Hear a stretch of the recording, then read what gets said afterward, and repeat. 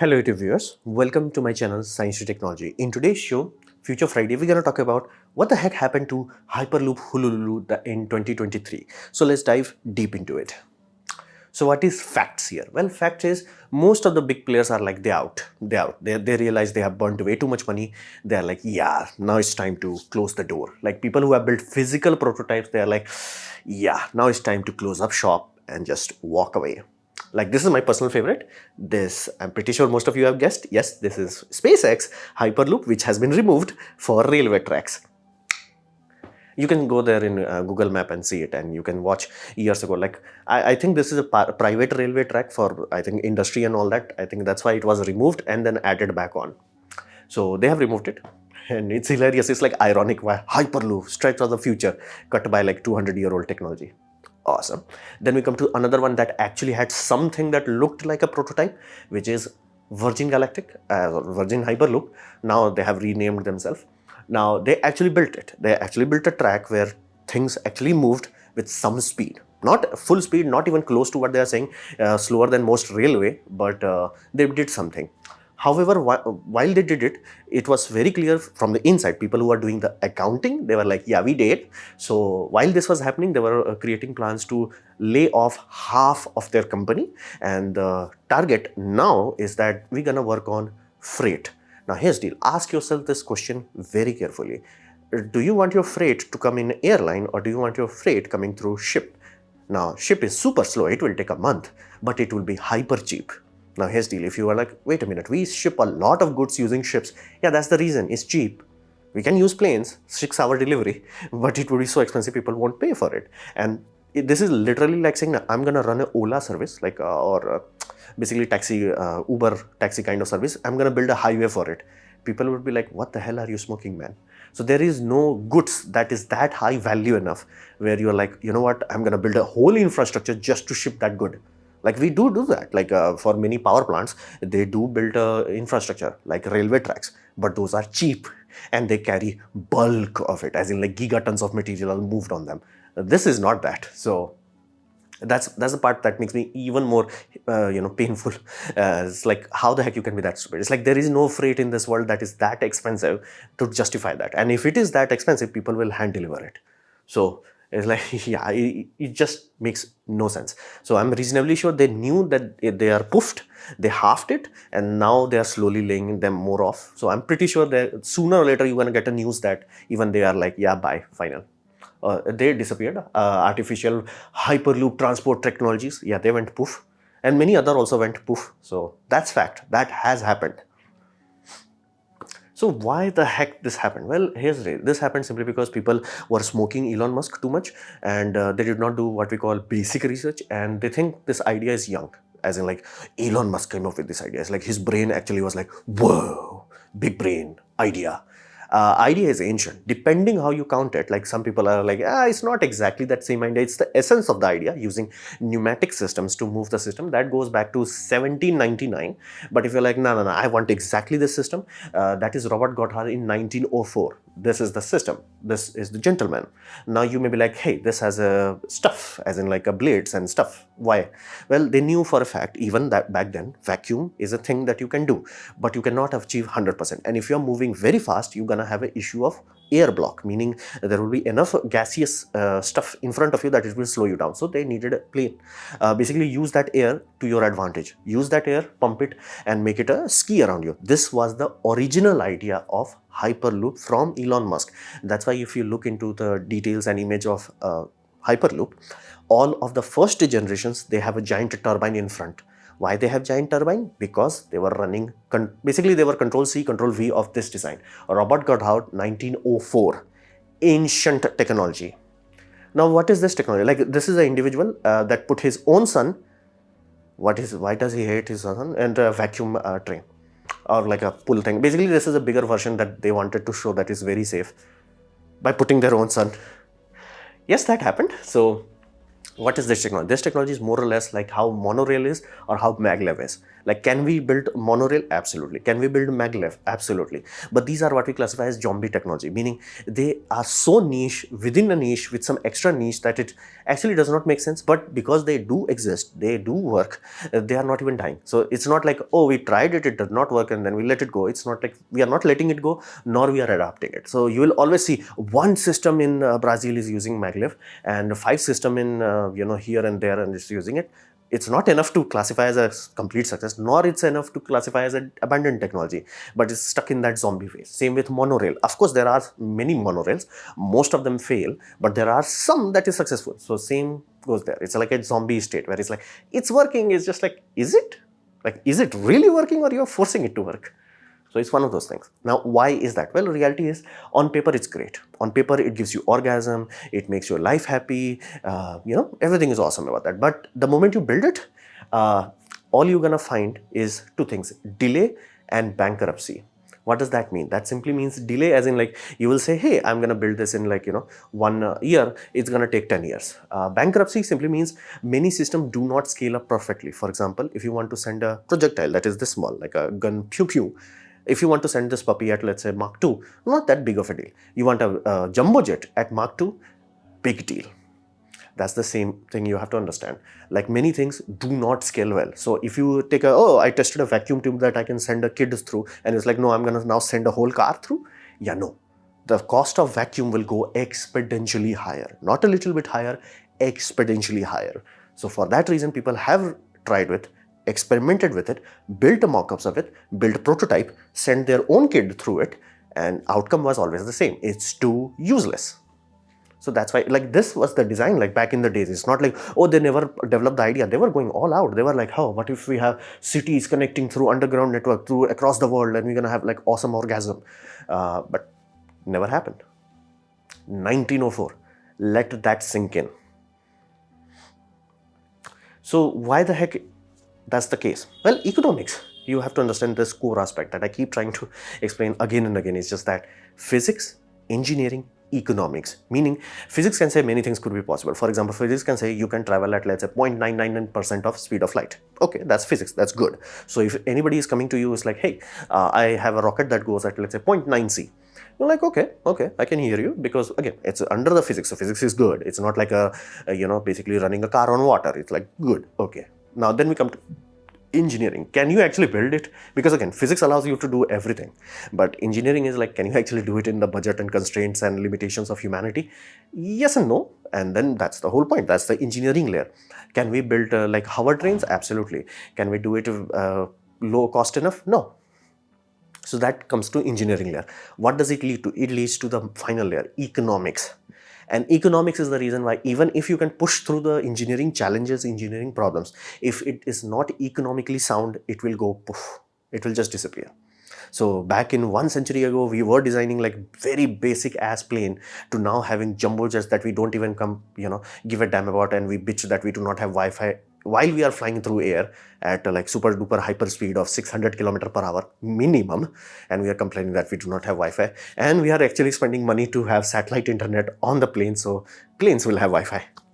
So you get the point. It's like all it goes back to the economics layer. So you can build a Mach 3 fighter jet, but people will look like, hey, sir, you built it. That's awesome. SR-71, awesome. Here's the problem.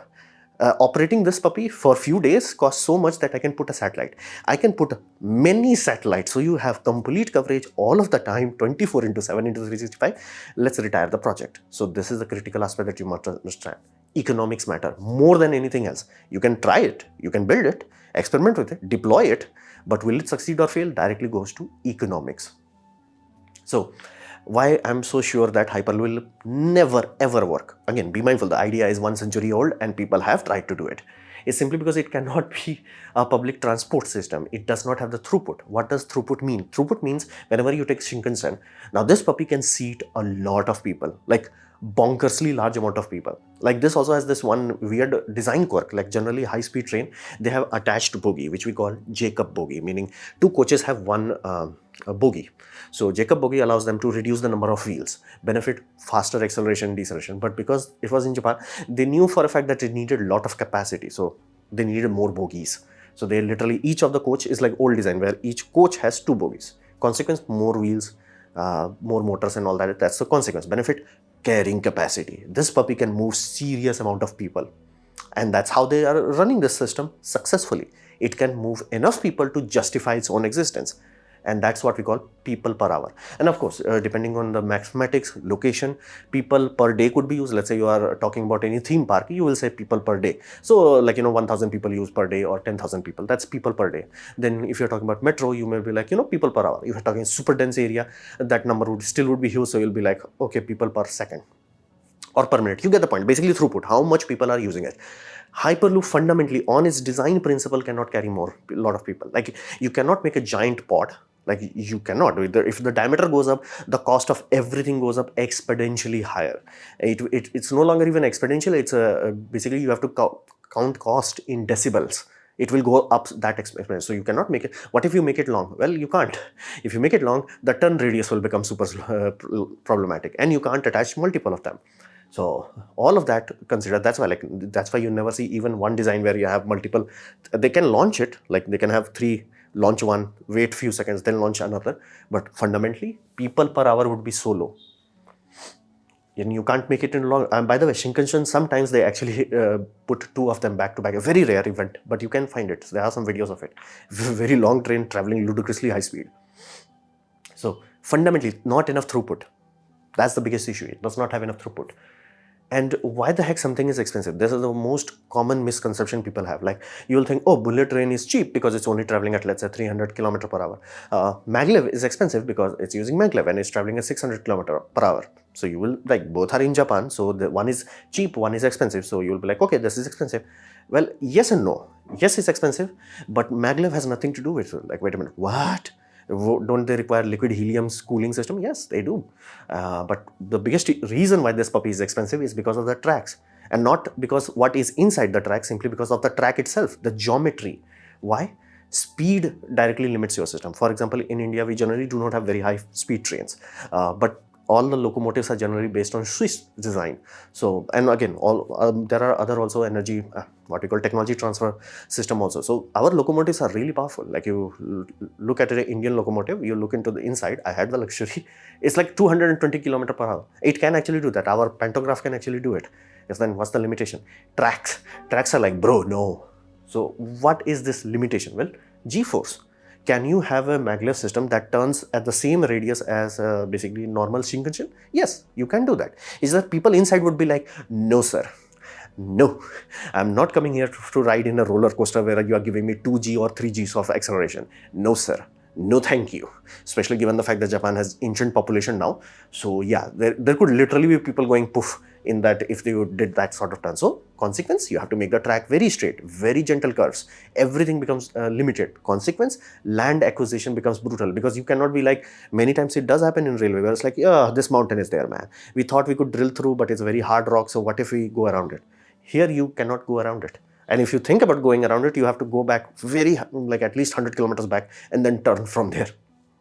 So that's why it's expensive. The turning radius and G-force do not care about the technology. They do not care, oh, you have maglev, oh, you have wheels, oh, you have Hyperloop, they do not care. They care about the speed. So speed directly limits your cost, so to say. And land is not cheap. That's the whole thing. Land is not cheap. Like, you cannot just like, what if I just buy the land? It's like, that's why India is having such a hard time building Ahmedabad metro bullet train. It's like, we have the technology. We actually worked with Japan itself, but it's just that land acquisition is expensive. Why the heck California high-speed rail is not working? Land acquisition. Land is not cheap. And then we're like, what if we tunnel it? It's like, when did this become cheap? I'm genuinely curious. Like, we have been doing this thing for almost 2 centuries, and this puppy is beyond expensive. Let that be very clear. This is beyond expensive.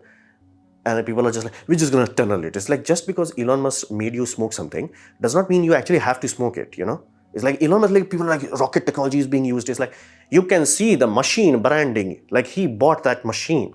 And the reason why these things are slow is not because of the technology, it's because of the bureaucracy. And bureaucracy is there for a good reason.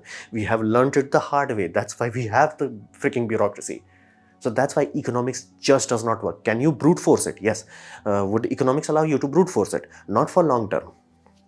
So it's the same reason. That's why everybody is so damn sure that it will never ever work. So are there any remnant left? Well, yes, this is an Indian Hyperloop. How the heck this happened, I have no idea. How the heck Indians became this term is beyond me. If I ever find the bureaucrat responsible for this, I will poof that individual out of existence. There's some companies that are still trolling. You can look into their work and you're like, dude, you're trolling. You're just showing CGI and more CGI with some even more CGI. That's there. Now, why the heck they're doing it? Well, investor money. They're taking money. It's like, who the heck cares? It's like they're getting paid for it. Who cares? Then there are other kind of people. These are much more tragic, I would say, is that the workers that actually believe that they are working on something good. Now, be mindful. Engineers need some time in the furnace of reality. Every engineer starts out, I'm going to do the most amazing thing. That's what every engineers do. Like, ask an engineer, that's why they are working, that's why they are studying. But after they go through reality, budgeting specifically, they realize what can be done, what cannot be done. Now, if you take a group of young engineers, you give them Hyperloop as a problem, they're like, oh, dude, we're going to do this, man. And what if you are a clever investor? What if you know that people are stupid? Then you have a perfect mix. What you will do is give these people who are like very motivated, they're actually good people, they're not bad people, they're not scamming. They actually believe that what they are doing is gonna work because again, they have not gone through the rigors of budgeting. They will build it, they will show the prototype, stocks prices will go up, the investor who had invested into it, they will sell their stock, bye. And be mindful, this is happened 1 month ago and this is a tiny tube. Like when Virgin Galactic built the system, it was actually tall, like it could actually travel. This is the real world speed, meaning you can walk faster than this tunnel. Like this is a small tunnel. Now, why does size matter? Well, size is the main issue. Can you make a small tube that is vacuum? Absolutely. Can you make something this big that is in kilometers vacuum? Good luck with that. It's not that you cannot do that. It's just that by the time you're doing it, you will be spending so much energy as an electrical power. You may be like, we could have just used normal maglev and fought with the air. It would have just made more sense. It would have much better safety also, because again, if something faulty happens, no problem. Train stops, you walk out. Here, if pod gets stuck, whatever happens, yeah, good luck. So that's the whole thing. These people who actually believe into it. And again, I'm looking way too many young people in this. Like, means like there is no one's there that is like, you know, have been bitch slapped by life enough where they're like, bro, that's not how it works. So, and like, I love the video, man. Like, they have like slow motion, 120 FPS, people are getting orgasm. It's like, yeah, you can look at slow motion orgasm. It's like, whoa. And they know, like, once you show prototype, I kid you not, there was one commenter who was like, oh, I never realized they are so far ahead. I'm like, there was one company that was much further ahead. They actually moved pod, and their pod was traveling actually at some speed. This is walking speed. That was actually some speed. And they're like, oh, they are so far ahead. Europe is so ahead. And it's like, all they're going to have is bankruptcy. So there are some remnant. I am happy that majority of them have died out. More and more people are realizing that Elon Musk branded weed is not that good. And people are waking up, especially after the Twitter debacle. So I'm happy some people are waking up. But like, I do feel them. I do feel bad for them, because again, this may not represent as optimistically in their portfolio as they may think. It's good, they're learning, they're growing, all that, but I really feel sad for them. It's like, yeah, orgasm. So then we come to the final, most brutal part, is the common sense. Well, common sense is not that common, and that's scary to me, like genuinely scary. Because here's this scam like this, many times people have this disconnect where they're like, oh, it's like burning $9 billion away. Who cares? It's rich people's money. It's your money. Okay? It's your money. Like, actually you, yes, you, it's your money. How do I know that it's your money? Have you put money into your bank? Any bank? Yeah, what do you think people do? What do you think happens to the money that is in the bank? It is given out as a loan. Whenever this sort of company declares bankruptcy, what do you think happens to those loans? Yeah, it's your money. Now, what happens after that? Well, hope that it does not happen. And if it happens too many, like, again, be mindful, bank does know risk and reward thing. So they will be like, you know what, some loans will of course go bad. They will try to be as cautious as possible, but they will take some risk as possible, but they will try to balance it out. So if you have 1 or 2 failure and let's say 1 or 2% failure rate, you're like, you good. Your debt to ratio is not that bad. But what if multiple of your loan becomes this things? Yeah, God help you then. Then you literally, bank will collapse, which we call bank run. Unless you are in China, which China is going through right now, is that their whole, that sector, housing sector is now reaching that troll period where like, we just took the money and then started more projects rather than finishing the old one. That's starting to, the bubble is about to burst, the real estate bubble. Yeah, now government is forcing lock on people's cash withdrawal. People cannot withdraw cash because again, banks will go bankrupt. Banks will go bankrupt if they do that. So it's your money, it's harmful to you, and that's the bank. And let's say you have some investment. Where do you think that money is going? So whenever somebody's like, oh, Elizabeth Home just took money from rich people, rich people money. No, it's your money. And worst case scenario, there is good chance it's also coming from your, God help you, pension funds. So it's your money. Like that's how your money is actually made. It's pension funds, your savings accounts, everything is connected. So this attitude that people have, it's ritual. No.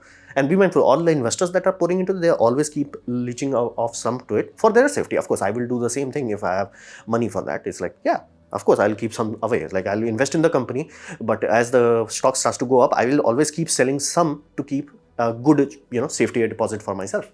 That's a good thing to do, which you call a cash for the rainy day.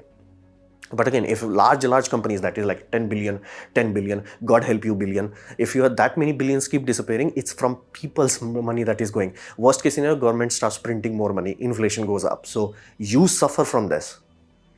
And people needs to know how things work. Like this is genuinely shocking that how much disconnect people have. Like people should be up in arms about it. Like how the heck this got evaluation of that much? How the heck that many people poured money into that stock and bought it at that rate? How the heck that happened? Like one company, I get it. Like, once in a while somebody scammed that good. Awesome. That would be like, whoa, study it, learn from it. Every freaking other, like solar roadway getting is like, can you imagine? Somebody's like, hey, what if we select all the car parking lots and put solar on top of it? People will be like, whoa, that will actually work. But let's not do it. You're like, what the hell? Let's take the money. Let's multiply that money by 10. Let's dig up the road. Let's put solar panel on the road, then put glass on top of it, and then let people drive through it. And you'll be like, you want to drive cars on top of solar panels? And people are like, yeah, that's orgasmic, man. The orgasm is good, man. Italy, EU, America, I will not say India. I refuse to believe that Indians can be this stupid, at least in solar. They did this. Like what? Theranos was the same thing. And this is a very serious issue. It's like many times if people do not understand why something is expensive, like you think, oh, train is expensive. No, train is free. It's the railway track that's the expensive part. That's the part that requires maintenance. That's why that's a very big continuous expense. If people do not understand that, they do not understand why something can work and why something will not work. That sort of lack of wisdom is scary, genuinely scary. And this leads to the same point where it's like, what the hell are we teaching in our schools? I'm genuinely curious, like what are we teaching? Because I'm only 10 pass. I did study after 10, but like it was like psychology, sociology, philosophy, and then I studied BFA in digital design. But even I could see it like this was BS. Now you may be like, hey, this company is still there. Yes, because the company was sold to General Motors, sold or like whatever happened. And the new owners, the new CEO is like, yeah, this is garbage. So he just yeeted all the hydrogen stuff, and then they're putting normal battery system, and 3 of them have already caught on fire. So good luck. Theranos was awesome. Solar roadway, ultra awesome. So this creates a very serious issue. It's like, and all of them, this is the worst part, all of them had warnings and red flags. And I am talking about before the collapse. Before these were like outed as a scam, there were more than enough people. Like solar roadway, from day one, people were making videos about it. And from Nikola Theranos videos, people are making about it. And basically Hyperloop engineers were talking about it. Just like, dude, that's not how it works. That's how I knew about, people per hour. It's like people were like, dude, you cannot move enough people to justify the cost. So how the heck we as a collective humanity just decided to, let's lol with it. Let's burn money. Oh yeah. And then we cry. It's like, oh, inflation is going up. Yeah, you keep burning billions away. So this is most scary aspect to me. It's like, what are we teaching in school? Do you have any idea? So this was my presentation on Hyperloop Hulululu. Hopefully you guys have liked it, learned from it. In that case, please click the like button. If you didn't like it, didn't enjoy it, I urge you to press dislike. Press it twice to show me extra disappointment. Please leave a comment because I do try to reply to all of them. Subscribe, press the bell icon if you're free. And as always, thanks for watching.